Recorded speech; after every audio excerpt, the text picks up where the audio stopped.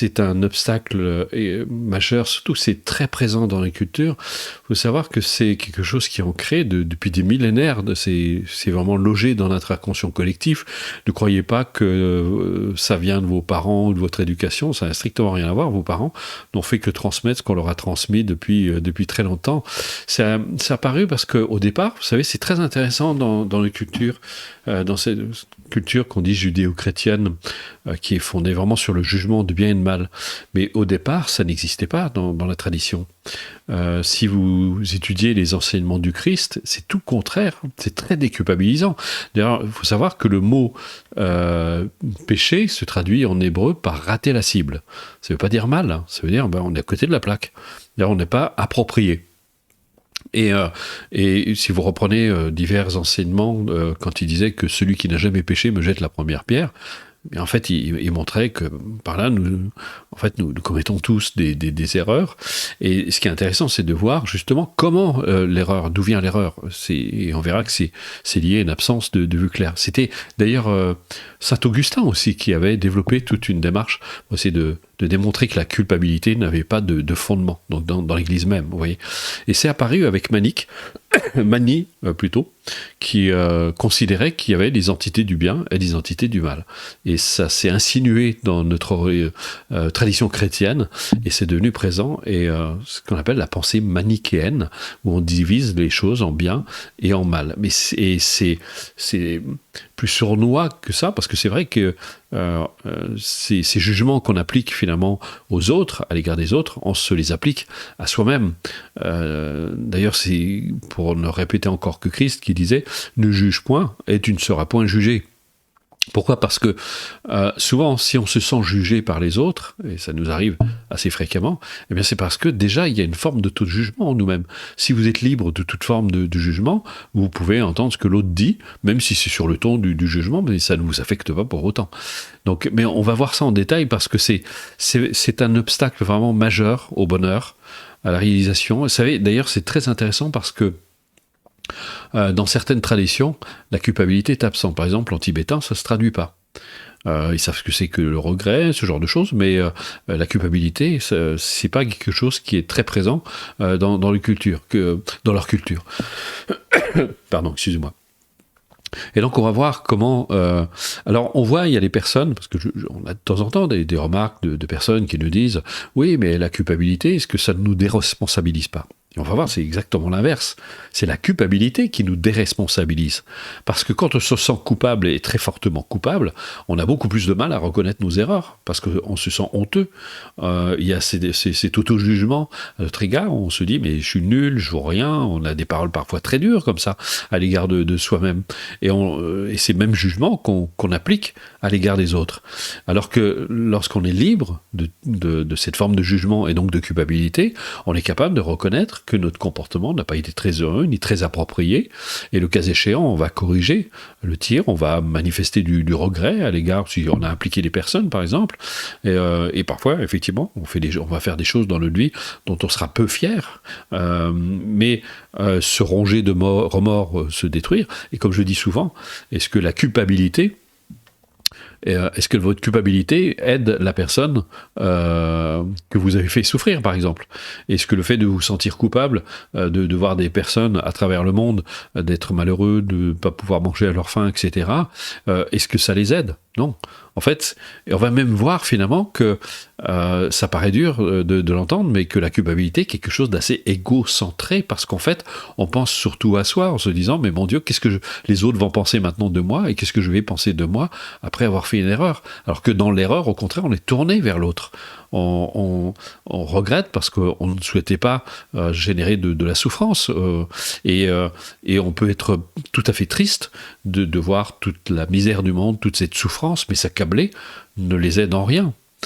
Si on veut vraiment les aider, eh bien on va se lancer dans une action, on va soit faire de l'humanitaire, soit faire des dons, ce genre de choses, parce qu'on a envie de participer à les aider, à apporter, à soutenir, par exemple, des associations qui œuvrent pour aider les personnes en difficulté, par exemple.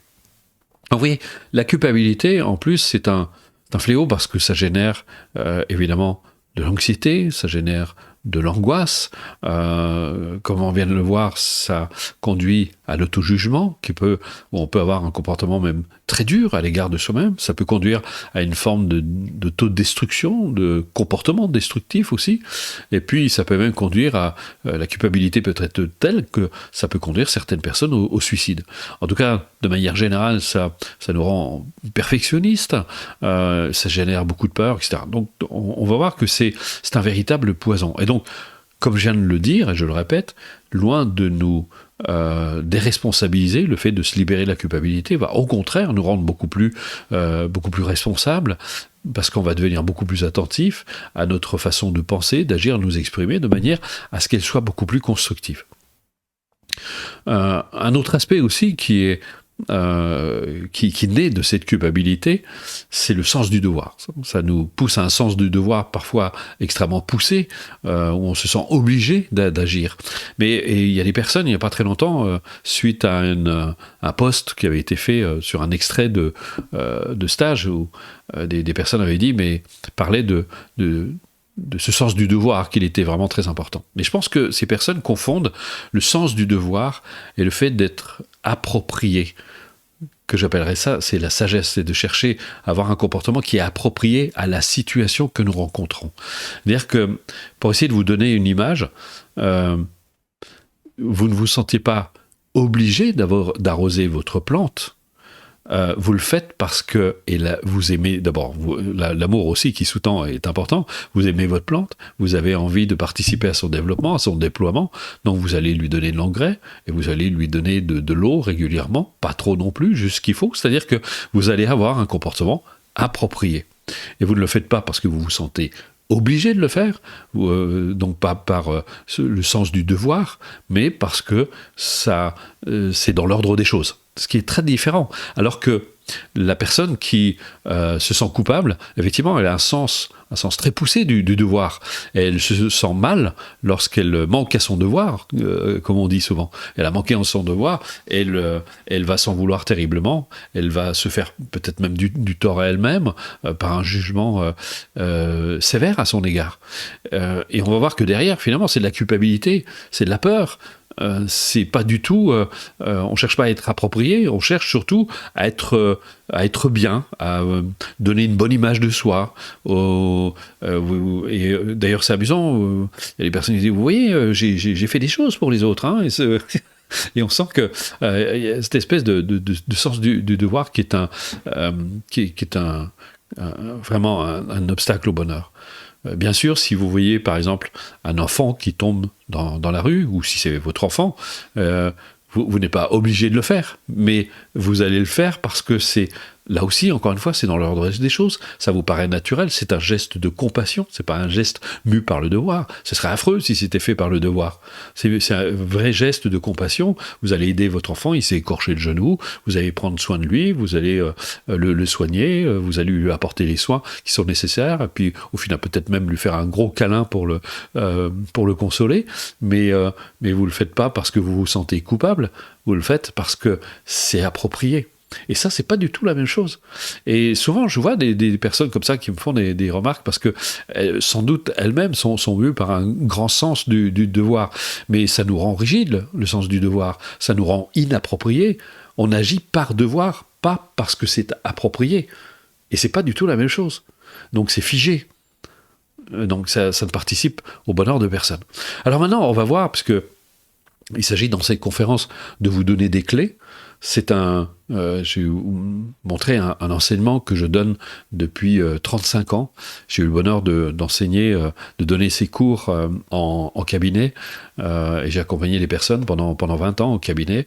Ça a été vraiment une très belle expérience que j'ai eu le bonheur de vivre avec toutes ces personnes. J'ai été d'ailleurs occasionnellement consultant à France 3 pendant toute une année dans le cadre de la gestion du stress et de l'efficience personnelle, et puis je suis intervenu aussi auprès de plusieurs centres hospitaliers de la région d'Alsace. J'ai formé énormément de corps enseignants, corps soignants aussi, médecins, infirmières, tout confondu.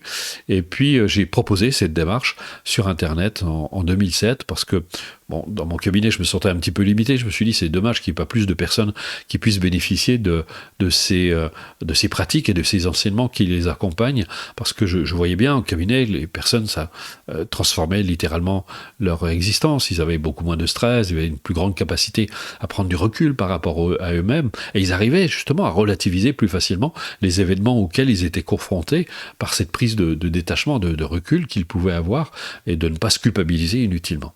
Alors on va voir comment on va arriver à se défaire, parce qu'il n'y a pas de baguette magique. Croyez pas, c'est quelque chose qui est ancré depuis des millénaires, c'est logé au fond de nous, c'est presque génétique, c'est un réflexe qu'on a de se juger, et ça demande du temps. Mais si on n'a pas, comment dire, les outils pour y arriver, ça va être très très difficile. Donc je vais vous expliquer comment ça se passe.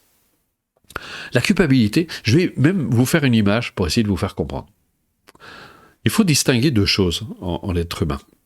Il y a ce que Jung appelait la persona, c'est-à-dire notre individualité en tant que personne. Et puis ce que nous sommes par nature.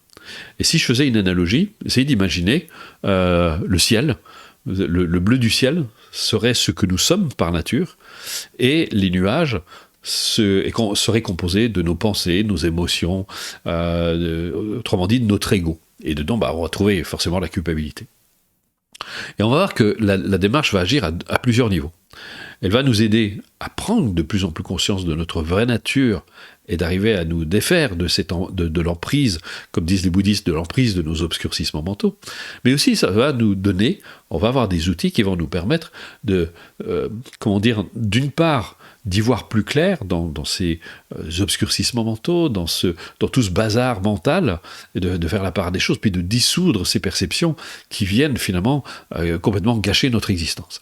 Une fois qu'on a bien fait cette distinction, c'est très important, là on va pouvoir appliquer un certain nombre de pratiques qui vont nous permettre de nous défaire de tous ces obstacles personnels. Entre autres la culpabilité, mais pas seulement. Ça peut être la peur, la colère, la jalousie, enfin tous ces facteurs mentaux qui viennent finalement perturber notre sérénité et nous empêchent tout simplement d'être nous-mêmes. La première étape, c'est de pouvoir prendre de la hauteur par rapport à soi-même, de pouvoir alors je fais très attention au mot détachement, de se détacher, parce que dans une culture, on a tendance à voir ça comme un terme assez négatif, alors qu'en réalité, c'est très salutaire de pouvoir se détacher. C'est un petit peu comme si, c'est d'imaginer que vous êtes en train de dessiner un tableau, puis si vous êtes trop collé dedans, vous ne voyez pas. Mais quand vous vous détachez, bien vous avez une vue d'ensemble de votre tableau, puis vous dites, là je suis en train de m'égarer, je peux corriger, ça vous permet de vous réajuster. Et quand j'ai étudié la médecine chinoise, parce que j'ai eu le bonheur d'étudier cette science extraordinaire qu'est la médecine traditionnelle chinoise, pas l'acupuncture, rien à voir. Et on nous avait appris une chose, on nous a parlé de l'aigle et de la tortue. L'aigle et la tortue, c'est important d'avoir ces deux positions. La tortue, qui avance très lentement, peut voir chaque détail. Le moindre détail, rien ne lui échappe, parce qu'elle voit, et en plus, comme elle marche lentement, elle peut voir vraiment chaque détail. Mais ils disent aussi, c'est important d'avoir une vue d'ensemble. Et ça, c'est la position de l'aigle. C'est-à-dire d'avoir ce recul, ce détachement par rapport à la situation pour avoir cette vue d'ensemble. Et ça vous permet d'agir de façon appropriée. Les deux sont importants et sont très complémentaires. Dans notre vie, nous, on a tendance à être un peu comme la tortue, à voir tous les détails. Et le problème, c'est que le détail, quand vous ne voyez que le détail, vous ne voyez pas le reste. C'est ce qu'il faisait dire un jour à Dalai Lama, quand il donnait une conférence, il disait, il y avait un œuf qui était posé devant lui, quand il donnait sa conférence, il avait pris l'œuf, il a dit, vous voyez cet œuf, si je le mets tout près du visage, je vois plus que l'œuf, mais si je mets l'œuf au bout de la main, je vois l'œuf, mais je vois tout le reste. Il dit, c'est ça la pratique. Ça, c'est la première étape. Et comment est-ce qu'on acquiert ce détachement salutaire, cette stabilité ? Ce qu'il faut comprendre, c'est que votre conscience, en état ordinaire, s'identifie aux pensées. Elle suit les pensées. Et qu'est-ce qui se passe ? Eh bien, ça vous arrive d'avoir ces mots, je me suis laissé emporter dans mes émotions. C'est-à-dire que vous avez été embarqué. vous ne maîtrisez plus rien. C'est-à-dire, il y a le mot malheureux qui sort, vous vous emportez, et comme disait un prêtre catholique, soit les dégâts vous les faites à l'extérieur, soit vous les faites à l'intérieur. C'est-à-dire que soit, effectivement, comme par exemple vous êtes plein de colère, et vous allez balancer votre colère parce que l'autre, il est insupportable, donc vous allez tout balancer, ce sera peut-être pas forcément approprié, comme je disais au début de la conférence, ou alors, vous n'allez rien dire, et puis ça va vous ronger à l'intérieur, vous allez garder ça de part vers vous, et ça ne va pas faire de choses très heureuses. Mais une attitude intermédiaire, parce qu'il y a une différence entre ressentir et éprouver une émotion, et se laisser emporter dans l'émotion. Vous avez cette capacité. Et cette capacité, on va l'obtenir par le développement de l'attention. Alors je fais un parallèle parce qu'aujourd'hui, on parle beaucoup de méditation pleine conscience, puis c'est devenu un petit peu confus, on ne sait plus très bien de quoi on parle. Ça fait 50 ans que je pratique la méditation, donc je pense que c'est un sujet que je connais relativement bien. J'ai passé de nombreuses années avec des sages de différentes traditions, orientales, occidentales aussi. J'ai fréquenté un grand sage du nom de Shimazu Rinpoché pendant 15 ans, jusqu'à sa mort. Et pour moi, ça a été une source d'inspiration absolument extraordinaire, parce que ça m'a permis de bénéficier de connaissances et de pratiques qui m'ont permis effectivement de transformer mon existence et de pouvoir ensuite le partager à d'autres personnes. Ce qu'on appelle la pleine conscience, c'est Dr Kabat-Zinn qui en a parlé, parce qu'à son époque, quand on parlait de méditation, aussitôt on avait peur des sectes, etc. Enfin, c'était mal interprété. Mais il faut savoir aussi que la pleine conscience n'est qu'une toute petite partie de la méditation. Et là-dessus, tous les sages sont très clairs. La méditation, c'est un entraînement de l'esprit. C'est tout un ensemble de pratiques, de connaissances et de pratiques qui sont destinées d'une part à nous donner les clés pour identifier clairement les vraies causes de la souffrance et de pouvoir s'en libérer, et d'identifier clairement les véritables causes du bonheur, et de les actualiser dans notre existence. Ça, c'est vraiment un point qui est essentiel par rapport à la méditation. Ensuite, la méditation, il faut savoir, ça existe depuis près de 4000 ans. Et ça a été beaucoup mis en évidence grâce à Bouddha, il y a 2500 ans, qui a parlé de cette pratique de méditation. Et puis, il y a plein d'autres courants aussi. Je ne vais pas tous les développer. Moi, j'ai étudié un certain nombre de traditions que je trouvais particulièrement intéressantes. Mais elles ont en tout cas un point commun, parce qu'à l'époque, ça n'existait pas la pleine conscience. C'est la première, c'est la base qu'on appelle l'attention.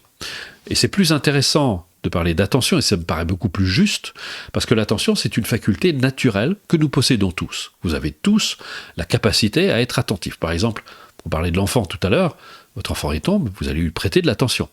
Et s'il tombe malade, vous allez être attentif, vous allez rester présent, vous allez lui apporter votre présence, même si vous ne parlez pas forcément, mais vous allez lui apporter une certaine présence. Et dans cette attention, il y a, on va dire, une notion de bienveillance à l'égard d'autrui. Et cette attention est moins connue en Occident, cette forme d'attention dont je vais vous parler, cette attention qui va être plutôt tournée vers nous-mêmes, mais qui n'a rien d'égoïste, parce qu'en fait, on va apprendre, c'est Pema Chodron d'ailleurs qui disait, une sage tibétaine, qui disait, la méditation, c'est une façon d'entrer en amitié avec soi-même. Et ça, c'est quelque chose de très important, parce que ça va nous aider à avoir un rapport vraiment plus, plus sain avec soi-même. Parce que constater qu'en Occident, les gens ont du mal à s'aimer. Alors, il y en a qui le disent, mais nous, on vérifie, et chaque fois dans les stages, c'est quelque chose d'extraordinaire, parce que on a parfois des personnes qui savent donner. Ils disent, donnez, moi, il n'y a pas de problème, je peux donner aux autres, mais quand il s'agit de recevoir, elles ont beaucoup de mal. Alors, je leur dis, attendez, il y a un petit souci, là.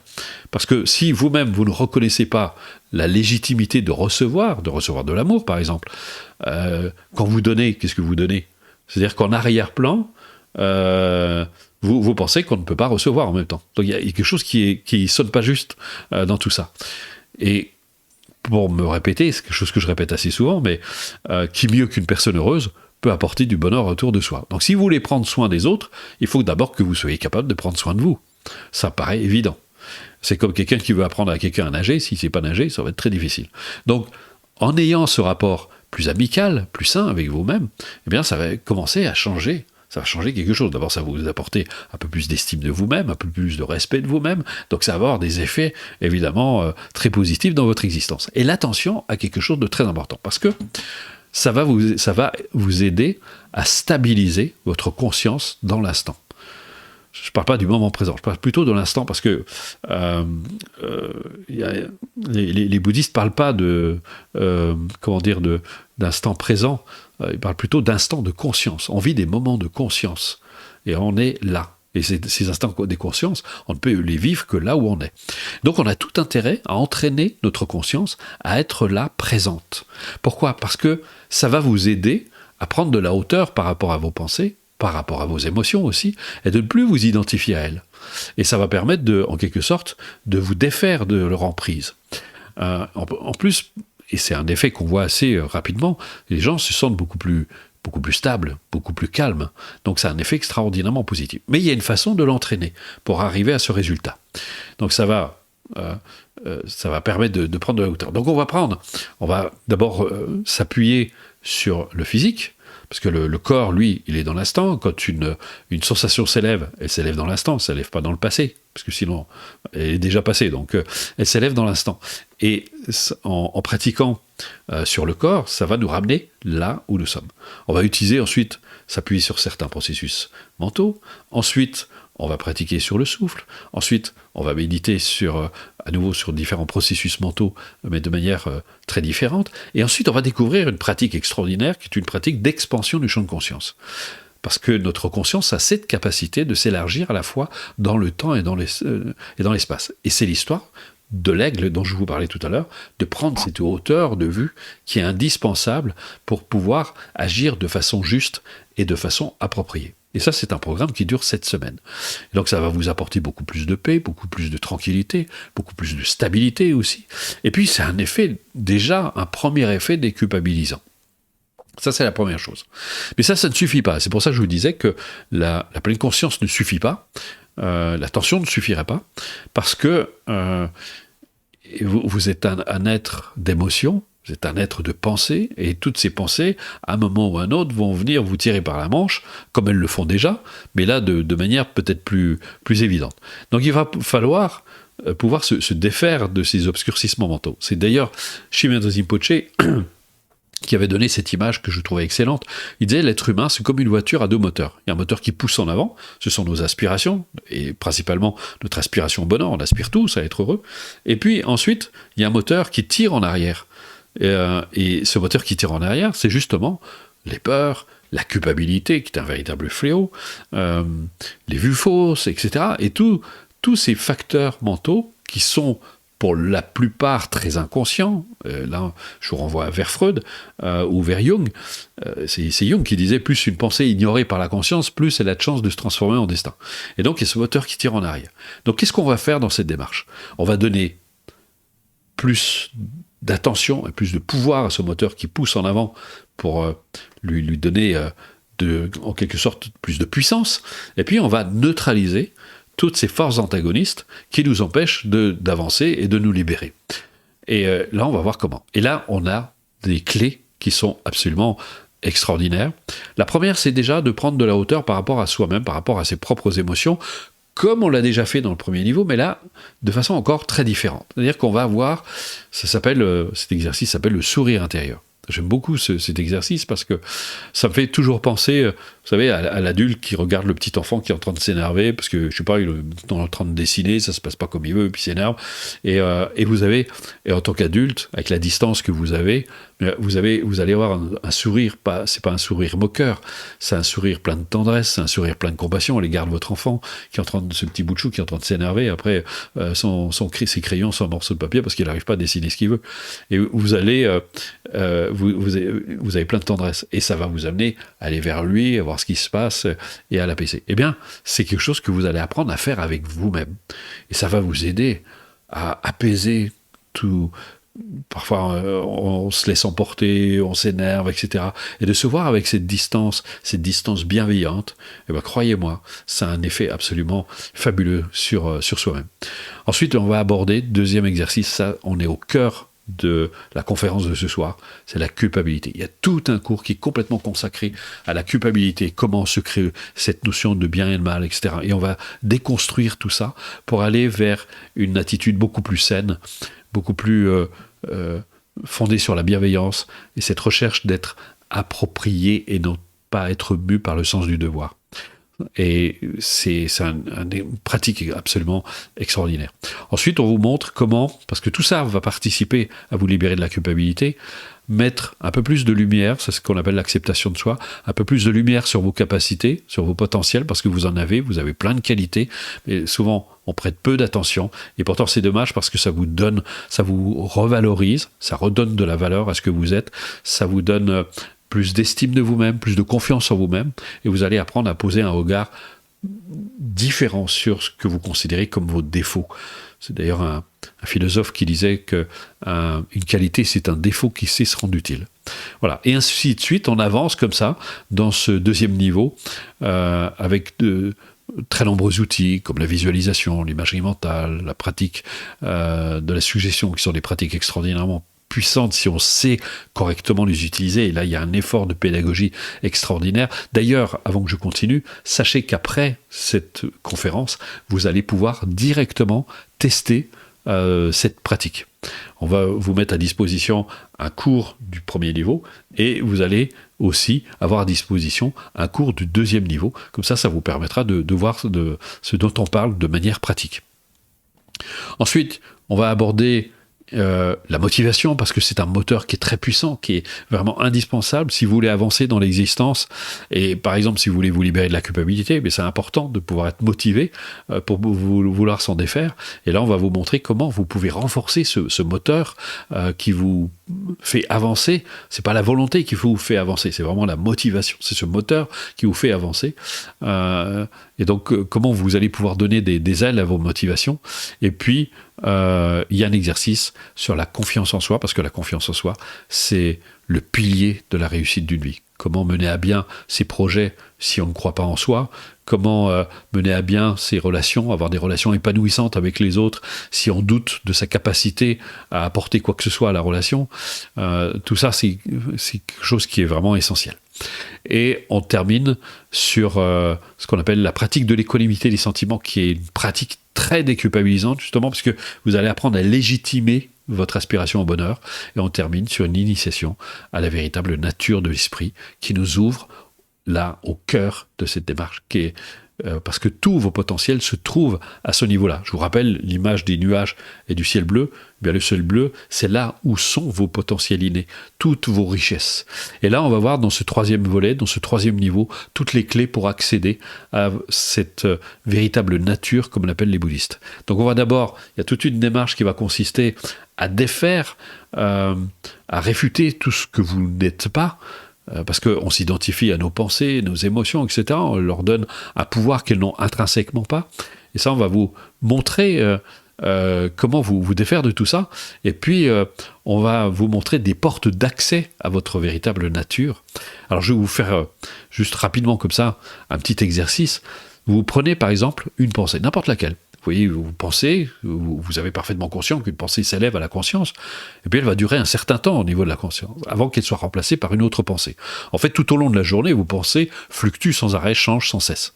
Et donc, vous voyez bien qu'il y a une pensée apparaît, si vous restez un peu tranquille, vous êtes installé dans votre fauteuil, vous voyez les pensées qui fluctuent dans votre esprit, et vous voyez, une pensée s'élève à la conscience, et elle disparaît. Et quand la pensée disparaît, vous n'avez pas le sentiment que vous disparaissez avec la pensée. Donc ça veut dire quoi? Que vous n'êtes pas vos pensées. Puisqu'une autre pensée change, apparaît, et vous pouvez même des fois passer d'un truc complètement à l'autre, et vous voyez que finalement, vous ne disparaissez pas. Mais qui a conscience de ces pensées? Et là, on touche quelque chose d'essentiel. Et de prendre conscience de sa vraie nature. Mais bon, ça se fait pas comme ça. Je fais un petit peu à l'emporte-pièce. Et après, on a d'autres voies d'accès aussi à sa véritable nature, comme l'amour, la compassion, mais qui n'ont rien à voir avec ces tendances affectives qu'on peut avoir, qui sont mues par l'attachement ou le romantisme. Mais l'amour, cet amour inconditionnel qui nous amène à souhaiter du bonheur à tous les êtres, même à ceux qu'on n'aime pas. Je sais que c'est pas facile, mais c'est quelque chose de très libérateur, de très puissant. Et la compassion, c'est pareil, c'est de se souhaiter à soi, comme de souhaiter aux autres, de se libérer des causes de la souffrance. Et vous avez tout un ensemble comme ça de pratiques très puissantes qui vous aident à retrouver, à révéler ce que vous êtes par nature. Donc voilà, ça c'est tout le programme. Et au fur et à mesure, bien, en fait, c'est très déculpabilisant. C'est véritablement déculpabilisant parce que vous retrouvez qu'il n'y a pas de nécessité à se sentir coupable. Alors, vous voyez un chat qui apparaît de temps en temps derrière. C'est notre ami pirate. Voilà, je vais commencer à répondre à vos questions et après on reviendra sur le cours et on va vous faire un petit cadeau à la fin si vous restez jusqu'au bout. Alors, pour commencer, Didier pose la question suivante. La culpabilité est-elle tout simplement une sorte d'autoflagellation ? Ah ben complètement. Complètement. On est dans l'auto-jugement, on se juge, et puis on peut être très sévère. Enfin, en tout cas, c'est un des aspects de la culpabilité. Tout à fait. Alors, Emmanuel, comment faire quand sa mère commence à avoir la maladie d'Alzheimer ? Comment ne pas se sentir coupable si on n'est pas toujours présent pour elle ? Et comment réagir face à cette maladie ? Alors, c'est très difficile d'abord parce que j'ai pas les tenants et les aboutissants de votre situation, parce qu'il y a différentes formes d'Alzheimer. Je sais qu'aujourd'hui, il y a des aides qui sont là qui ont été mis en place. Je pense qu'il y a beaucoup de choses qui y sont faites. Moi, je vous recommanderais, parce qu'il existe aussi des communautés aussi de personnes qui ont des parents Alzheimer, qui échangent. Vous devez certainement trouver ça quelque part. Ensuite, c'est ce que je vous ai dit au départ de cette conférence. Est-ce que votre culpabilité va aider votre mère à se sentir mieux ? Vous savez bien que non. Donc, ça veut dire que cette culpabilité est inappropriée, parce qu'elle vous empêche de voir ce qu'il convient de faire, quelle est la meilleure attitude à avoir, comment je peux, de quelle façon je peux gérer cette situation. Et en plus, cette culpabilité va peut-être vous empêcher de faire des choix qui peuvent être douloureux, mais qui sont nécessaires. Parfois, à un moment, vous verrez que c'est... vous n'en êtes peut-être pas encore là, mais de placer peut-être votre mère, parce qu'elle sera accompagnée par des personnes qui savent faire, qui connaissent très bien cette maladie et qui savent agir. Et ça ne vous empêche pas d'aller la voir, au contraire, c'est même recommandé. Donc il y a un moment, c'est quelque chose que vous ne pouvez plus gérer tout seul. C'est plus possible. Et là, nous, on sait de quoi on parle, parce que Nathalie se trouve dans une situation similaire. C'est pas un Alzheimer, mais c'est tout aussi handicapant et tout aussi pénalisant. Donc, mais la culpabilité n'apporte strictement rien dans ce genre de situation. Alors, tac, les questions commencent à arriver. Ça fuse. Alors, Audelaire, comment ne pas culpabiliser si on a fait une faute ? Mais encore une fois, c'est ce que je vous ai dit, peut-être que vous n'étiez pas au début de la conférence. Est-ce que ça va résoudre la faute ? Est-ce que ça va l'éliminer, le fait de vous culpabiliser ? Au contraire, est-ce que ça va rajouter du poids à la difficulté ? Imaginons, vous avez blessé quelqu'un, physiquement, ou par vos paroles, peut-être que vous avez été très dur avec, ça n'a pas été très heureux. Est-ce que votre culpabilité va améliorer la situation ? De toute évidence, non. Au contraire, ça va même rajouter la situation, parce que vous allez deux à souffrir. Et non seulement vous n'allez pas aider la personne que vous avez blessée, mais ensuite, ça va vous plonger dans un désarroi, dans un sentiment de honte qui est extraordinairement pesant. Alors que si au contraire vous arrivez à vous défaire de cette culpabilité, d'une part vous êtes capable de reconnaître votre erreur en disant j'ai pas eu un comportement heureux, vous allez montrer vraiment que vous êtes désolé, que vous regrettez tout à fait ce geste ou cette attitude. Alors il est possible, parce que ça c'est un cas de figure qui arrive parfois, il y a des personnes qui disent l'autre il en profite pour me culpabiliser. Et je dis mais il arrive à vous culpabiliser parce que, encore une fois, vous portez cette culpabilité en vous. Rappelez-vous, ne juge point, tu ne seras point jugé. Mais tant que vous êtes encore dans cet auto-jugement, eh bien l'autre a une emprise sur nous. Et c'est ça qui est terrible d'ailleurs on n'en a pas parlé de cet aspect de la culpabilité dans ces conférences encore, mais la culpabilité nous rend extraordinairement manipulables. Regardez comment de nombreuses personnes se servent de la culpabilité. Et je suis désolé, mais même certains hommes politiques n'hésitent pas à recourir à la culpabilité pour manipuler les foules. Et je trouve ça terrible. Donc je pense qu'il faut vraiment pouvoir se défaire. Vous avez plein de personnes comme ça qui jouent sur la culpabilité pour rendre... Parce qu'on vous diminue, on vous fait rapetisser, on vous montre que vous n'êtes rien du tout, que c'est de votre faute s'il arrive tout ce qui arrive. Et ça, c'est une attitude très culpabilisante. Mais si vous n'êtes pas coupable, vous ne vous reconnaissez pas là-dedans. Au contraire, vous êtes capable de... je dirais que l'absence de culpabilité rend l'individu beaucoup plus mature. Donc, parce que ça éveille la bienveillance. Si vous avez eu un geste malheureux avec quelqu'un, vous allez regretter en disant, bon, mon comportement n'a pas été très heureux, je suis vraiment désolé. Et vous allez peut-être, si c'est possible, bien sûr, d'essayer d'arranger les choses. Dominique, cette méditation dont vous parlez n'est-elle pas une variante de l'oraison ? Je ne sais pas. Alors, Catherine, donner, c'est penser que ce qu'on donne a de la valeur. Oui. Refuser de recevoir, est-ce penser que l'on ne mérite pas ou que ce que l'on va me donner n'a pas assez de valeur ? Les deux. En fait, peut-être que vous ne reconnaissez pas votre valeur ou effectivement la légitimité à recevoir ce que l'on vous donne. Alors, il faut voir si, quand la personne donne, c'est approprié ou pas. Parce que des fois, on veut donner, mais c'est pas forcément approprié. Si, par exemple, vous essayez de donner à quelqu'un qui est plein de colère, vous allez pas tomber juste, parce qu'à mon avis, la personne n'est pas en mesure, elle a l'esprit complètement fermé sur sa colère, voire sur sa haine, et si vous essayez de lui donner quelque chose, alors parfois ça peut marcher, on peut faire un gros câlin à quelqu'un qui est très en colère, ça peut la faire tomber, mais c'est pas toujours approprié. Donc c'est de trouver, c'est ça, trouver l'attitude juste. Ça demande un peu de clairvoyance, ça demande de l'expérience, et en attendant, on se trompe beaucoup, on fait beaucoup d'erreurs, mais ce qui est intéressant dans le mot erreur, ça a la même racine que le mot errance. On cherche sa voie à tâtons. Donc, effectivement, je pense que c'est important. Et plus on va se libérer de la culpabilité, plus au contraire, on va accueillir avec joie ce que les autres nous donnent. Parce que ça participe aussi au bonheur de celui qui donne aussi. Christina, comment réagir lorsque son enfant nous culpabilise des erreurs d'éducation que l'on a fait envers lui? C'est très déstabilisant comme une impression d'avoir tout raté. C'est très intéressant parce que vous donnez la réponse dans votre question. Parce qu'en fait, vous êtes la première personne à juger votre éducation. Je vais vous aider, je vais vous donner une clé.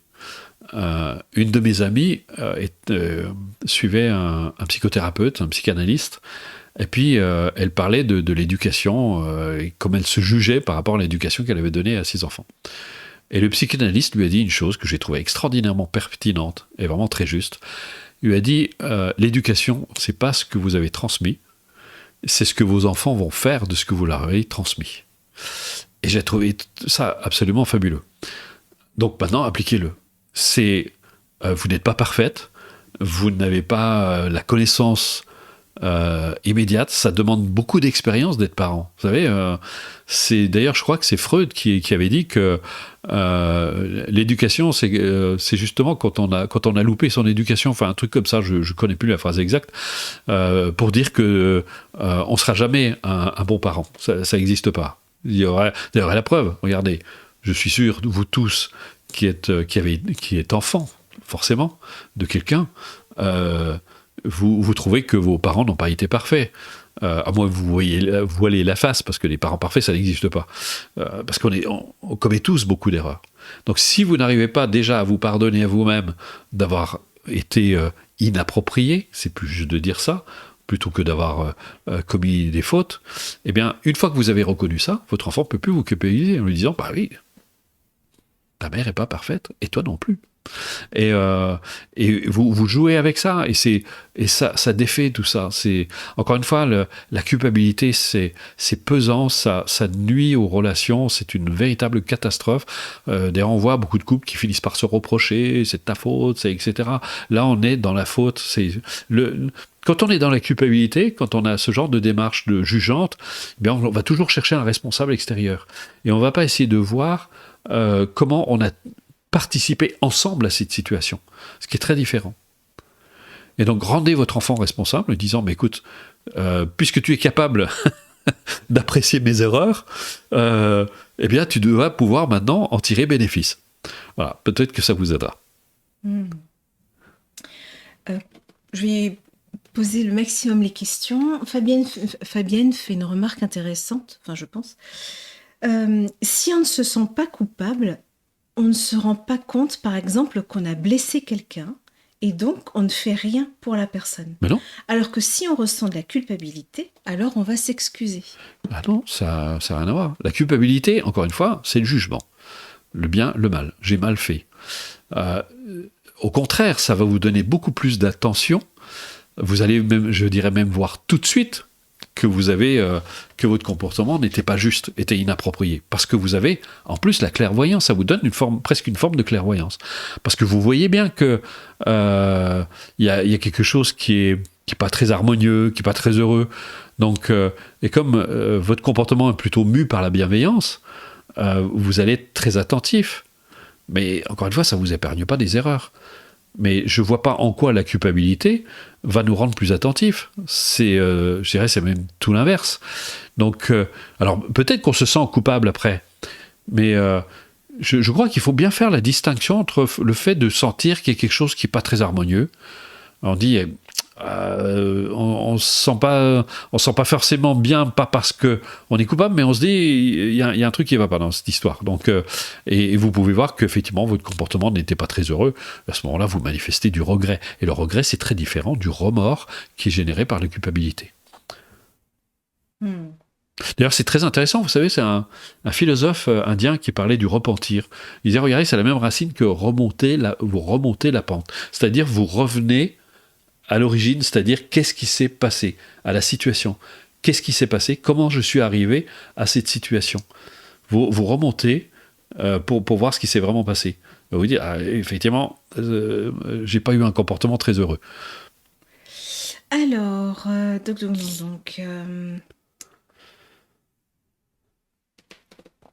Mais cela dit, si vous avez envie de vous sentir coupable, moi, il n'y a pas de problème, hein, c'est votre liberté.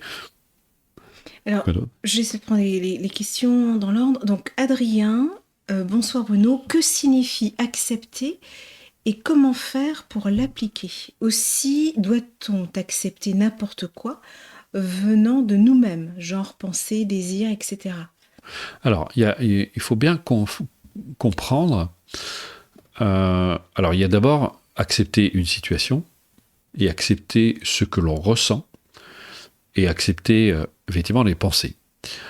On peut accepter une situation, mais comment dire, ça peut avoir ses limites, parce que il y a deux formes d'acceptation. Vous acceptez sans rien dire, par exemple, vous avez un supérieur hiérarchique qui est extrêmement tyrannique, et vous subissez son comportement tyrannique. Mais il y a un moment, vous ne pouvez plus accepter. C'est plus possible, parce que là, vous ne vous respectez pas. Donc à un moment, il faut redresser la tête et taper sur la table en disant non, ça suffit, il faut que ça s'arrête. Soit vous quittez le travail, parce que vous en avez assez de ce genre de comportement, soit vous faites face et vous dites à la personne que vous ne voulez plus, vous voulez que ce genre de situation ça s'arrête, soit vous prenez des dispositions, comme par exemple s'il y a une maltraitance, d'aller porter plainte ou ce genre de choses. Donc là, vous vous respectez, vous avez suffisamment de respect pour vous-même pour ne pas accepter cette situation. Mais il y a quelque chose de subtil aussi. C'est-à-dire qu'il y a l'acceptation, c'est-à-dire qu'on accepte de reconnaître qu'il y a quelque chose qui ne va pas. On voit ce qui se passe. Mais il y a d'autres situations où on n'a pas le choix d'accepter. On n'a pas comment dire je vais prendre un cas extrême. Quelqu'un décède dans votre famille. C'est l'acceptation du fait que cette personne est décédée qui va faire que vous allez guérir, ce qu'on appelle le deuil. Vous franchissez un certain nombre d'étapes qui vont vous amener à l'acceptation. Et c'est lorsque on arrive à cette étape de l'acceptation que là, vous avez fait votre deuil, et que vous commencez à reprendre votre vie en main. Ça peut être plus ou moins long selon les personnes. Il y a parfois, mais il y a d'autres deuils qu'on peut faire. Le deuil d'une relation qui est terminée, qui est finie, qu'on n'arrive pas à accepter. Et c'est l'acceptation qui va faire qu'on va retrouver cette tranquillité, cette sérénité. Et je dirais même s'il y a une possibilité que quelque chose reparte, il faut d'abord arriver à accepter cette séparation pour pouvoir passer à autre chose. Et il y a plein de situations comme ça, c'est l'acceptation qui est salutaire. Acceptez aussi ce que vous ressentez. En fait, c'est surtout aussi ça, quand vous avez vécu quelque chose de douloureux, de difficile, pour ne pas sombrer dans la douleur, parce que si vous êtes plein de rancœur, plein de haine, mais aussi si vous êtes accablé, au contraire, c'est plus vous allez arriver à accepter vos sentiments pour ne pas leur donner d'emprise et de pouvoir. Là, ça va vous aider à lâcher prise de ces sentiments. Mais tant que vous ne les reconnaissez pas, tant que vous ne reconnaissez pas votre colère, tant que vous ne reconnaissez pas votre haine ou tous vos ressentiments, et bien, vous ne pouvez pas vous en libérer. Donc c'est l'acceptation qui va vous aider à vous en défaire. Donc ça, c'est les différentes formes d'acceptation. Mais parfois, encore une fois, il y a des situations qui nécessitent, on n'a pas accepté, par exemple, d'être maltraité. Frédéric, comment se séparer d'une culpabilité qui dure depuis des années, d'une situation concernant son propre enfant où il y a eu acte sexuel ? Alors, je ne connais pas la situation, je ne suis pas à votre place, mais je pense justement qu'une démarche comme celle que je vous présente pourrait vous être vraiment salutaire, parce qu'il y a toute une démarche qu'on a vue, par exemple, premier niveau, c'est vraiment de redécouvrir ce sentiment d'amitié envers soi-même, de commencer à développer cette attitude à l'égard de soi-même. Et puis surtout, je pense qu'il faut arriver à faire la distinction entre les comportements d'une personne et la personne elle-même. Ces comportements peuvent être détestables, et c'est pour ça que souvent on a beaucoup de mal à pratiquer l'amour à la compassion, parce qu'on identifie la personne à ses comportements. Ça ne veut pas dire qu'on l'excuse, ça n'a rien à voir. Au contraire, on est même parfaitement capable de reconnaître que c'est inapproprié. Mais encore une fois, la culpabilité nous enfonce dans le jugement et nous empêche de voir les situations pour ce qu'elles sont. Donc là, première chose, prendre de la hauteur par rapport à cette situation, ça c'est vraiment la base, c'est ce dont j'ai parlé tout à l'heure quand j'ai parlé du premier niveau. Ensuite, bien, vous avez suffisamment de clés et d'outils qui vont vous aider à vous défaire, à y voir clair par rapport à ce genre de situation, et arriver à retrouver cette sérénité que vous semblez avoir perdue. Dominique, l'amour est-il donc un baume puissant contre toute forme de peur ? Ah, mais c'était. J'ai entendu cette phrase d'un psychiatre dont je me rappelle plus du tout le nom, qui disait « On n'a pas peur de ce que l'on aime ». Et quand vous mettez de l'amour, là je parle pas d'amour-attachement, comme on le connaît, comme le connaissent la plupart des gens, ou l'amour romantique, parce que comme disait Dalai Lama, je connais rien de plus à l'opposé que de l'amour que le romantisme, parce que dans le romantisme, vous n'aimez pas l'autre, vous aimez l'image que vous faites de l'autre. Et donc forcément, à un moment ou à un autre, vous serez déçu.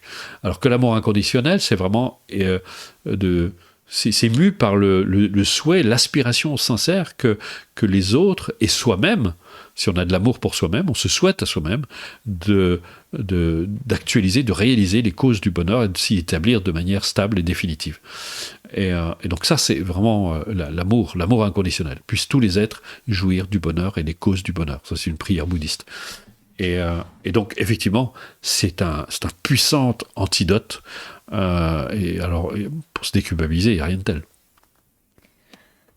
Moni, comment ne pas se sentir coupable quand mineur, violé, abusé, être obligé d'accoucher sous X et ne plus revoir son enfant, car non protégé, manipulé par des adultes, sentiment de tristesse et déchirure d'une partie de soi 40 ans après. Et comme je l'ai dit tout à l'heure, c'est pas la question de vous avez vécu des choses absolument affreuses, et la culpabilité ne fera que rajouter à cette souffrance. Donc je pense qu'il y a assez de souffrance avec la situation en elle-même pour ne pas en rajouter avec de la culpabilité. Je pense que là, encore une fois, il faut déjà commencer à se poser la question, est-ce que la culpabilité va résoudre la difficulté, va alléger la difficulté, va libérer les personnes qui ont souffert de la souffrance? Et vous allez voir que la réponse est non. Donc c'est pour ça que là, c'est important, c'est de poser un regard lucide sur la situation. Ça prend du temps, surtout dans des situations aussi extrêmes. Hein. J'ai vécu des choses assez affreuses dans mon existence. Il m'a fallu beaucoup de temps pour arriver à trouver cette paix, cette sérénité, et de voir les choses, parce que ça m'a permis de voir les choses pour ce qu'elles étaient réellement, et de me défaire de ça. Mais ça prend du temps. Et en tout cas, la première personne pour laquelle vous devriez avoir de la compassion, c'est d'abord pour vous-même, parce que vous avez terriblement souffert. Et je pense que vous culpabiliser ne va pas vous aider, parce que là, vous infligez une double peine. Vous avez un viol, effectivement, qui peut-être dans les circonstances dans lesquelles vous étiez, ne vous a pas trop laissé le choix par rapport à cet abandon, mais je pense que, encore une fois, vous autodétruire ne va pas améliorer la situation et ne résoudra pas la difficulté. Dites-vous que les autres ont besoin de votre bonheur. Alors, je reprends. On va en faire quelques-unes encore, puis après on va passer Oui. à la suite. Henri, comment vivre avec quelqu'un qui a épousé la culpabilité? Je ne sais pas, parce que je pense que c'est vrai que dans un couple, c'est un véritable fléau. Mais encore une fois, si l'autre arrive à vous atteindre, c'est ce que je disais tout à l'heure, hein, ne juge point, tu ne seras point jugé. Si vous avez encore une forme de jugement à l'égard de vous-même, la personne qui est coupable à côté de vous va forcément vous affecter. Donc c'est de prendre de la hauteur. Après, quand vous avez suffisamment de hauteur, de détachement, là, vous pouvez faire de l'humour avec la personne pour l'aider à se détacher. Et il s'agit d'essayer de lui montrer à quel point sa culpabilité ne lui apporte aucun bien, n'apporte de bien à personne. Mais il faut le faire de manière plutôt indirecte, parce que souvent les gens coupables sont des gens aussi très sensibles. Donc ils ont tendance à réagir assez fortement parce que justement ils se sentent coupables. Ou alors, effectivement, comme disait Dr Bach, n'essayez pas de faire fondre un iceberg, sinon vous y passez votre vie. Donc si vous avez quelqu'un qui est vraiment très empêtré dans sa culpabilité, peut-être qu'il y aura des choix à faire aussi. Mais ça, j'ai pas la réponse pour vous. Alors, Marie-Christine, comment se débarrasser de la culpabilité d'être restée avec un compagnon toxique? Je culpabilise de ne pas avoir eu le courage de partir et je suis d'ailleurs toujours avec lui. Ah oui. Oui, donc finalement votre culpabilité ne sert à rien, puisque vous êtes toujours avec lui. En fait, c'est la culpabilité qui vous lie à lui, c'est pas l'amour. Vous vous sentez coupable parce que vous avez peur de le blesser, parce que vous avez peur de lui faire du mal, ou etc. Puis il va vous le reprocher ensuite. Parce que effectivement, comme vous êtes coupable, mais il a une emprise sur vous. Donc il est temps de vous débarrasser de votre culpabilité. Il y a un auteur qui disait, c'est un auteur américain, je ne sais plus qui d'ailleurs non plus, qui disait, vous vous sentez coupable, c'est très bien, mais débarrassez-vous-en. Et moi, c'est le seul conseil que je vous donne, c'est vraiment débarrassez-vous de cette satanée culpabilité, parce que sinon, ça risque de durer encore longtemps. Donc, posez-vous la question, et combien de temps vous voulez que ça dure encore ?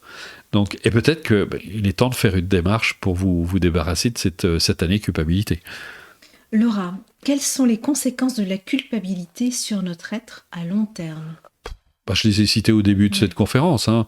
C'est peur de vivre, perte du goût de vivre, dépression dans certains cas, peur, angoisse, anxiété, c'est attitude autodestructrice, destructrice, perfectionniste, parfois ça conduit au suicide. C'est, je veux dire, les symptômes de la culpabilité, il n'y a pas de limite. Hein. C'est quelque chose de terrible. Et puis sur le plan de la santé, ça a des effets extraordinairement délétères parce que vous êtes dans une tension perpétuelle, permanente. Donc un état de stress aussi. Toujours la peur de se tromper, la peur du qu'en dira-t-on, du regard des autres. Enfin, et j'en passe. La liste est tellement grande qu'il faudrait tout un livre pour parler des effets de la culpabilité. Allez, une dernière.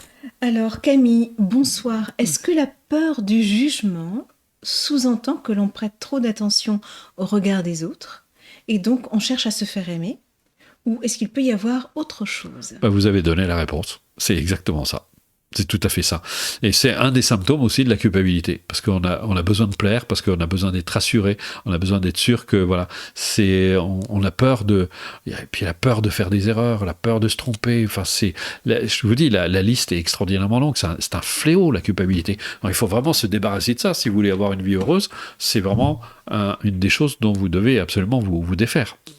Donc voilà. Alors, J'ai juste peut-être une peut-être une question, parce question. que c'est en lien entre le pardon et la culpabilité. Oui. Donc Bérangère pose la question suivante. Qu'est-ce que le pardon pour vous? J'ai l'impression de mal comprendre et difficile de me pardonner et de pardonner aux gens qui m'ont fait mal. Oui, parce qu'il y a un jugement derrière. Vous dites, ils ont fait mal. C'est important d'avoir du recul. Je vais essayer de vous le dire autrement, parce que ça, c'est tout un enseignement qui prend du temps à intégrer. On est tous, qu'on le veuille ou non, sous l'emprise de nos pensées, de nos croyances. On est enfermé dans une espèce de bulle d'idées, de croyances. Et on agit en fonction de ce que nous croyons voir. Et vous regardez toutes les personnes, même les escrocs, ils pensent agir pour le bien. Le leur, bien sûr, hein. Mais ils ne se considèrent pas comme des escrocs. Et toutes les personnes malfaisantes. Parce qu'on est tous enfermés dans une espèce de logique qui nous appartient. D'ailleurs, comme je le répète souvent, mettez 10 personnes face à une même situation, il n'y a pas une seule personne qui aura la même perception de la situation, de la même situation. Et on est constamment en train de projeter les uns sur les autres. On est enfermé dans cette perception. C'est d'ailleurs essayer d'imaginer... comment dire, c'est comme une espèce le mental, c'est comme une espèce de prisme qui est entre vous et les autres et la réalité. Et dans ce prisme, il y a des couleurs, il y a des formes, etc. Et quand vous regardez à travers, ce que vous voyez, en fait, c'est toutes ces formes, ces couleurs, ces caractéristiques, et que vous prêtez à l'autre. Vous pensez qu'elles sont chez l'autre. En fait, elles sont tout simplement en nous. Parce que c'est teinté par nos perceptions. Tout ça pour vous dire que c'est important, et c'est ce qui nous empêche d'avoir la vue juste, la vue claire des situations telles qu'elles sont vraiment. Et c'est ça qui entraîne le jugement. Parce que comme nous ne voyons pas les choses telles qu'elles sont, on les prend sous l'angle du jugement, du bien, du mal. La personne m'a fait mal. La personne m'a fait du tort. Certes, elle vous a fait du tort, mais qu'est-ce qui l'a conduit à avoir ce comportement ? Et là, bon, je ne vais pas entrer parce que j'ai développé les cours là-dessus. Ça me demanderait pas mal de temps pour développer, mais c'est important que vous ayez de la hauteur. Sachez que c'était un sage indien qui disait « tous les jugements sont faux », parce que ils se créent à partir d'une élaboration mentale et non pas de la situation telle qu'elle s'est réellement produite, telle qu'elle se produit réellement. Et donc ça, c'est important. Et je trouve que l'approche, par exemple, que j'ai découvert chez les bouddhistes, quand ils parlent des obscurcissements mentaux, en fait, on est sous l'emprise de nos propres obscurcissements mentaux. Et c'est ça qui nous pousse à agir, parce qu'on se fie à ces obscurcissements mentaux, et qui nous font agir de façon inappropriée. Et les autres font la même chose. En fait, on se projette les uns sur les autres. Et c'est comme ça qu'on fait du tort aux autres. Donc, il faut pouvoir se détacher de tout ça, de prendre de la hauteur, de prendre de la distance, d'avoir cette vue plus claire de la réalité telle qu'elle est, et de se défaire de tous ces jugements, de tous ces obscurcissements mentaux qui nous empêchent d'être finalement pleinement nous-mêmes et pleinement heureux. Voilà. Alors maintenant, si ça vous intéresse et si vous avez envie d'entreprendre, de faire quelque chose pour vous-même, pour vous libérer de la culpabilité, mais pas seulement aussi de prendre votre vie en main et de la conduire vers un peu plus de bonheur, un peu plus de joie de vivre, de savoir comment vous y prendre justement pour créer une existence un tant soit peu plus heureuse, eh bien, maintenant que je vous ai présenté les cours, je vais vous montrer comment ça se passe. Et encore une fois, je le répète, pour ceux qui sont arrivés un petit peu plus tard, et je vous recommande de réécouter la conférence depuis le début, si vous avez manqué le début, vous pourrez, à la fin de cette conférence, vous allez pouvoir essayer la démarche. On va vous mettre à disposition 2 exercices, un du niveau 1 et un du niveau 2. Ça vous permettra de vous faire une idée. Maintenant, c'est très important pour moi, je pense que, et c'est pour ça qu'on vous fait essayer, c'est important que vous vous sentiez en résonance avec ce qui vous est proposé. Si vous n'avez pas envie d'entreprendre cette démarche, ne vous sentez surtout pas obligé. Je suis pas, vous voyez, c'est tout l'inverse de la culpabilité. J'ai pas envie du tout de vous culpabiliser, vous dire ouais, si vous pratiquez pas, vous aurez une vie malheureuse, etc. C'est votre liberté. Testez essayez, expérimentez, et si vous vous sentez en cohérence, en résonance avec cette démarche, eh bien vous pouvez les entreprendre. Moi je m'adresse à des personnes qui ont vraiment envie de prendre leur vie en main. Je ne suis pas là pour vous faire croire au miracle, à la baguette magique, des trucs.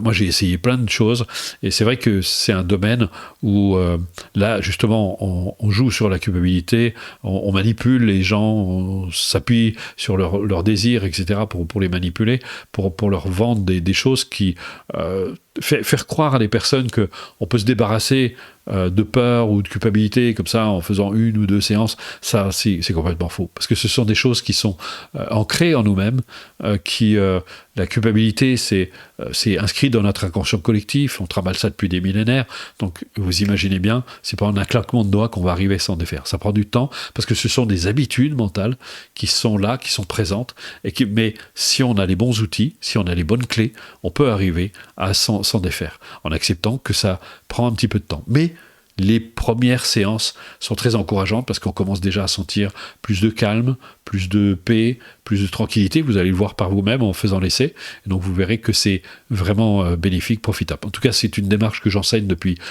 35 ans et j'ai vu vraiment beaucoup de personnes en tirer vraiment de très grands bienfaits. Et je pense que ça peut être salutaire pour beaucoup d'autres personnes encore. Donc voilà. Donc maintenant, imaginons, vous avez envie d'entreprendre la démarche, ça vous intéresse. Eh bien, sachez que vous pouvez même commencer ce soir si vous avez envie de commencer ce soir. Qu'est-ce qui va se passer? Vous allez recevoir une leçon par semaine. Il y a 31 leçons. Donc c'est une leçon par semaine. Ça veut dire que c'est un programme de 9 mois. C'est très riche, c'est très complet. Alors bon, je vais vous rassurer parce que personne qui me dit mais 9 mois. Mais je peux vous assurer que les personnes qui suivent les cours nous disent, quand ils arrivent à la fin du 3e cycle, mais c'est déjà fini. Parce que d'abord, il y a un point que je n'ai pas développé, qui me paraît important avant de vous dire, de parler des cours. C'est fondé sur le plaisir. Si vous avez un quart d'heure, 20 minutes de plaisir à vous accorder par jour, cette démarche, elle est faite pour vous. Si vous êtes capable de vous accorder une pause. Alors, il y a souvent des personnes qui disent « j'ai pas le temps ». Alors là, pour moi, c'est vraiment une grosse blague, parce que quand je vois le temps que les gens passent sur Internet, les heures qu'ils passent sur Internet, les heures qu'ils passent devant la télé, je me dis « ils n'ont pas le temps ». Faut peut-être pas pousser quand même. À moins que vous soyez chef d'entreprise, vous soyez harassé de travail, etc. Mais même là, vous devriez être capable de vous accorder une pause salutaire. Et je pense que ça, c'est très important, parce que si ça ne veut pas vous poser, comme je disais, comment dire, les bouddhistes disent que notre vie, c'est une émanation de nos pensées. C'est une émanation de notre esprit. Et gardez à l'esprit que si vous continuez à penser, vous ne pouvez pas espérer avoir des résultats différents de ceux que vous avez obtenus jusqu'à aujourd'hui si vous continuez à penser, à agir et à vous exprimer comme vous l'avez toujours fait. Ça va de soi. Donc tant que vous ne faites pas quelque chose pour que ce soit différent, eh bien, vous aurez toujours les mêmes résultats. Donc, à un moment ou à un autre, on se dit, bon, je vais essayer quelque chose pour commencer à changer ces paradigmes pour avoir une vie différente. Donc voilà, maintenant, vous avez du temps, vous êtes capable de vous accorder un quart d'heure, au moins par jour. Si vous pouvez plus, alors là, surtout, vous ne privez pas. En fait, ce n'est pas le temps de la pratique, c'est surtout la multiplication de la pratique. Si vous faites 2 pratiques d'un quart d'heure par jour, alors ça, c'est excellent. Si vous en faites 3, c'est encore mieux. Et puis, vous profitez de vos jours de congé pour en faire un peu plus. Et vous allez très vite voir que c'est plaisant, c'est très agréable. Et ce plaisir va faire que vous allez pratiquer dans de très bonnes dispositions. Et quand vous avez du plaisir à pratiquer, vous allez commencer à avoir des effets de la pratique, et quand vous allez voir que vous avez des effets, vous allez avoir encore plus envie de pratiquer, et vous entrez comme ça dans un cercle vertueux. En tout cas, c'est ce que je vous souhaite. Ça ne doit surtout pas être une contrainte. Vous voyez, ça, c'est le fameux sens du devoir. Les gens nous disent « je dois pratiquer ». Non, moi je vous dis, faites-vous plaisir. Accordez-vous 20 minutes de plaisir par jour et vous verrez, ça va changer. Donc vous recevez une leçon par semaine. Entre chaque semaine qui sépare les cours, vous pratiquez. Dans la leçon, vous avez une présentation écrite, une présentation audio et un exercice audio. Donc vous écoutez l'exercice audio et après, vous allez le pratiquer par vous-même. Le but, c'est de vous rendre autonome. C'est pas de vous rendre dépendant de la personne. C'est que vous deveniez libre. Ça, c'est très important. Et c'est très important pour une autre raison, c'est que si vous utilisez le support, parce que je sais qu'il existe plein de méditations guidées comme ça, qui sont proposées sur Internet, mais si vous ne le faites pas seul, par vous-même, en fait, votre concentration, plutôt votre attention, ne peut pas se développer. Et donc, vous restez toujours dépendant du support. Donc, c'est un peu comme si vous continuez à marcher avec des béquilles. Et c'est ce que vous proposent la plupart des auteurs. C'est-à-dire que vous continuez à utiliser des béquilles. On ne vous apprend pas à marcher avec vos jambes. Là, nous, on est là pour vous montrer comment marcher avec vos propres jambes et pas avec une béquille. Donc, l'enregistrement, il est là pour montrer la marche à suivre de la pratique et c'est vous qui allez le mettre en application. Et en plus, vous avez toute une préparation à la démarche au début. Ensuite, vous n'êtes pas seul.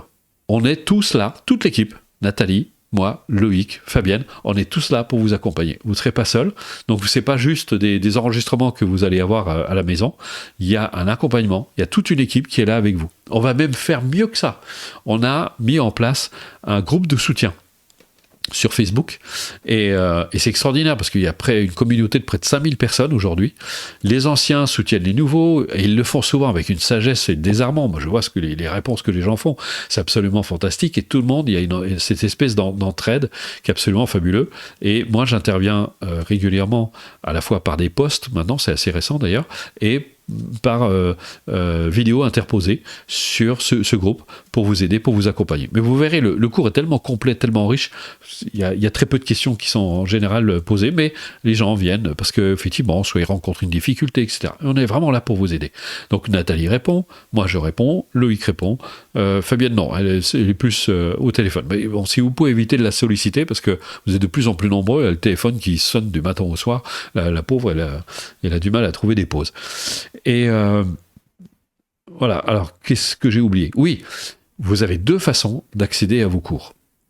La première, votre espace personnel. Je le répète parce qu'il y a des gens qui nous écrivent, une fois qu'ils ont commandé, je trouve où mes cours ? Alors qu'ils reçoivent un mail sur lequel tout est expliqué. Vous accédez, vous avez une plateforme qui est superbement bien faite sur votre espace personnel, et là vous retrouvez tous vos cours, et pas seulement. Vous avez aussi l'appli, et elle est gratuite, on vous l'offre. Il n'y a aucun auteur qui offre son appli, nous, on l'offre. Croyez-moi, c'est avec tout ce qu'on a mis dedans, on aurait pu s'offrir des vacances à Ibiza pendant plusieurs années. Hein. Et donc, vous avez une appli, elle est gratuite, mais on va vous la montrer d'ailleurs. Regardez d'abord tout de suite la colonne, la 3e colonne, en partant de la gauche. C'est là où vous trouvez vos cours. Vous avez une présentation écrite, présentation audio et exercice audio. Mais vous avez plein de gratuits en plus qui vont compléter votre cours. Vous avez les méditations collectives auxquelles vous pouvez participer, les balades de Bono, le mot du jour. Maintenant, il y a beaucoup plus de choses. Il y a même des extraits qui vous sont proposés assez régulièrement. Et donc tout ça est là pour vous aider. 60% de notre activité est gratuite. Donc tout ça est là pour vous aider dans votre accomplissement. On ne néglige rien.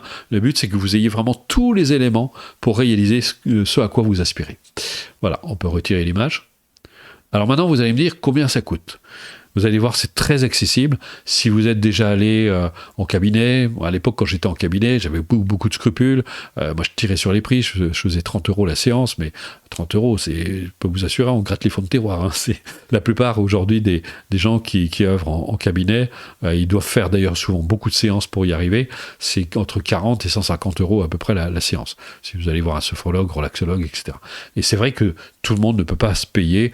Imaginez 10 séances à 50 €, ben vous en avez déjà pour 500 € pour seulement 10 séances. Et si vous devez en refaire, ben vous les repayez. Là, l'avantage avec ce système, c'est qu'une fois que vous avez payé vos cours, vous ne les repayez plus. Vous voulez le refaire dans 1 an, dans 2 ans, dans 3 ans, vous ne repayez pas le cours. Il est acquis à vie. Donc ça, c'est quand même aussi important. L'autre avantage aussi, c'est qu'une fois intégrée la démarche, cette démarche va vous servir toute votre vie, dans toutes les circonstances de votre vie. Donc, combien ça coûte ? Tenez-vous bien, c'est 11,29 € la séance. C'est parce que mon objectif est, comme Nathalie vous l'a dit au départ, on est aussi une association humanitaire, donc on a des cours, les stages, tout ça nous permettent de soutenir nos activités sur le plan humanitaire aussi, en plus de faire fonctionner évidemment ressources et actualisation, parce qu'il faut payer les salariés, il faut payer les charges, etc. Et donc, mais on a trouvé un système qui permet de faire des cours vraiment accessibles. Donc ça, c'est le prix qu'on vous offre si vous commandez dans les 24 heures. Pourquoi on limite à 24 heures ? C'est très simple, c'est parce qu'on ne veut pas trop de monde. À chaque conférence, nous, on essaie de réduire pour à la limite, les personnes qui sont vraiment motivées, tout de suite, ils se disent, bah oui, c'est quelque chose qui me correspond, c'est quelque chose que j'ai vraiment envie de faire, j'ai vraiment envie de m'appliquer là-dedans. Il n'y a pas besoin de plus de temps, surtout une fois que vous avez essayé, si vous vous reconnaissez dedans, ben vous allez prendre la démarche. Donc on se dit, et nous, ça nous permet de limiter parce que, comme je vous l'ai dit, on répond aux mails, on est là pour vous aider, et s'il y a trop de monde d'un coup, pour nous, ça nous fait une charge de travail énorme. Donc on ne veut pas prendre trop de monde, on n'est pas là pour se remplir les poches, on est là pour vous aider, pour vous accompagner. Donc c'est 11,29 € jusqu'à demain soir pendant 24 heures, mais après, vous pouvez payer le tarif normal, si vous le voulez, c'est 30 € par séance. Donc ça fait 11,29 €, ça vous fait 349 € les 9 mois de formation. Donc c'est rien du tout. Et vous pouvez les payer en plusieurs fois, 3, 4 fois si vous souhaitez. C'est tout à fait possible. Donc voilà. Et bien après, il n'y a plus qu'à. Maintenant, on va vous laisser pour terminer. J'ai rien oublié. Hein. Tu as parlé du groupe ? Oui, j'ai parlé du groupe, oui, tout à fait. Ah oui, merci Loïc. On a complètement oublié. On vous fait un cadeau supplémentaire. Si vous commandez sous 24 heures, regardez ce que vous recevez en plus. Vous allez recevoir 5 jours de stage en vidéo. C'est Loïc qui a mis ça en place. C'est magnifique. Vous avez des pratiques, vous avez des enseignements qui ont été filmés sur place lors d'un stage. Vous aurez l'impression d'y être. Vous allez voir, c'est extraordinairement riche. C'est un super complément à vos cours. Mieux que ça, vous avez aussi un atelier complet. À l'époque, il était en vente. Maintenant, on vous l'offre. C'est pareil, ça vaut dans les 150 €. Là, c'est gratuit. Ça vous est offert. Il y a près de 9 heures d'enregistrement de vidéos sur la confiance en soi. C'est un super enseignement. Et en plus, le CD du mois qui normalement vaut 95 € vous est offert. C'est des extraits de stages, d'ateliers, de séminaires que j'ai donnés qui viennent compléter les cours. Donc vous voyez, si vous deviez en fait payer la totalité des bonus, l'ensemble de la démarche, vous en auriez pour plus de 1 000 €. Là, ça ne vous coûte que 349 €. Vous allez sur le lien coursbruno.fr, prenez le temps de lire la page, vous allez trouver à différents endroits des boutons, vous cliquez dessus pour essayer les cours, comme ça vous pouvez essayer et vous voyez si ça vous parle ou pas. Voilà, en tout cas je trouve que c'est un beau cadeau de Noël à se faire. Alors on peut retirer la fiche, donc 24 heures. Maintenant on va vous laisser avec Dr Cyril Asif Thomas, psychiatre, membre du comité éthique des hôpitaux français. Puis il a beaucoup d'autres titres ici. C'est quelqu'un qui est venu en stage, qui a suivi les cours, qui en reconnaît tout à fait la valeur, et il vous en parle. C'est un peu pour apporter une touche de sérieux, pour vous montrer que c'est quelque chose de sérieux, parce que c'est reconnu par des gens comme ça aussi. On a d'autres, on a même un scientifique du CNRS, on pourra même vous soumettre son témoignage, qui nous a fait un témoignage sur les cours. Donc vous voyez, ça tient la route, c'est quelque chose qui est très bien construit. Ça fait quand même 35 ans que ces cours sont transmis, donc il y a quelque chose, il y a une véritable expérience derrière, il y a du sérieux. En tout cas, vous êtes, et comme je vous l'ai dit, vous êtes accompagné. Donc on vous laisse avec Cyril, et on vous souhaite bien sûr de très joyeuses fêtes. Très belles fêtes de fin d'année. De fin d'année. Et on vous souhaite vraiment tout le bonheur du monde. Et on espère avoir le bonheur de vous retrouver dans les cours. Et peut-être, qui sait, dans un stage, on pourra faire des hugs et puis partager des bons moments ensemble. Voilà. On vous souhaite une excellente soirée en attendant. Et on vous laisse avec Dr Cyril Asif Thomas. Vous allez voir, ça ne dure que quelques minutes. Mais vous allez voir, c'est délicieux. Puis il est quelqu'un de très, très agréable. Bonne soirée. Bonne soirée. À bientôt. Ce sont des cours très complets, très complets, très minutieux, quoi. C'est très précautionneux. C'est des choses qui nous parlent. C'est la motivation, c'est la confiance en soi. On peut le recommander. On peut franchement le recommander. C'est vraiment quelque chose, je pense, qui parle à tout le monde. C'est le bonheur de 7 à 77 ans, hein, au sens large. C'est un bonheur qui implique d'abord de se respecter soi-même. Et on est dans une société actuellement où on ne se respecte pas, où les rythmes sont stressants, où la vie est une vie faite de rapports de force. Quand on est tendu vers le bonheur avec cette approche respectueuse de soi, eh bien l'effort qui nous est demandé, c'est un effort joyeux. Voilà, c'est une éthique qui me va bien, que je trouve très belle. Il y a une vraie logique, les choses s'articulent bien, et en même temps, c'est ça qui est curieux, c'est que c'est pas intellectuel, quoi. C'est pas abstrait, C'est une approche qui est faite d'exercices pratiques, donc on va dire c'est du pratico-pratique. Il y a un vrai équilibre entre le savoir et le savoir-faire. Et ça, c'est rare. Rudo, c'est pas juste un enseignement oral, c'est aussi un auteur qui a écrit plusieurs livres. Eh bien, force est de constater que ce concept du bonheur, il l'a travaillé. Et avec cette méthode-là, ça va pas mettre les personnes en danger, loin de là. On en sort apaisé et on en sort remotivé, à se recentrer et puis à retrouver ce sursaut de vie, quoi.